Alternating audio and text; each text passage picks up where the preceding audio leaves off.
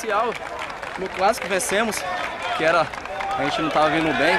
E o mais importante é que o espírito da nossa equipe voltou, até que enfim voltou. Então, é saber aproveitar esse momento. Tem um jogo quarta-feira dificílimo também com o Espírito Santo.